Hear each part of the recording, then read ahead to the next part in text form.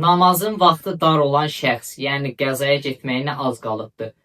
O, müstəhəbləri yerinə yetirməklə namazın vaxtının bir hissəsi qəzaya gedəcəksə, onda o həmin o bəyənilən işlər ki var namazın içərisində, qunut tutmaqdır, o hər rükətin arasında Allahu Əkbərlər deməkdir, onları ixtisar eləyəcək və bunun kimi bir neçə namazın daxilində olan o bəyənilən əməlləri ixtisar edəcək və namazını, vaciblərini yerinə yetirərək qılacaq.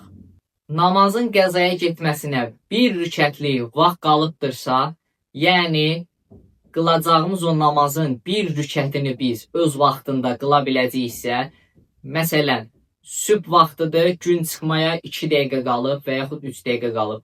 Həmin o 2 rükətin bir rükətini biz öz vaxtında qıla biləcəksə, yəni gün çıxmaya qədər, onda o namaz qəza sayılmaz, yəni ona şəriətdə deyərlər əda, yəni öz vaxtı niyyəti ilə qılacağıq. İstər digər namazlar da bura daxildir. Məsələn, əsr namazıdır, 4 rükətlidir, amma 2 dəqiqə qalıbdır. Mən əgər onun bir rükətini öz vaxtında qıla bilirəmsə, o zaman o namaz qəza sayılmayacaq, yəni əda niyyəti ilə qılınacaq. Amma alimlər qeyd edir ki, namazı bilərəkdən bu vaxta qədər uzatmaq icazəli deyil.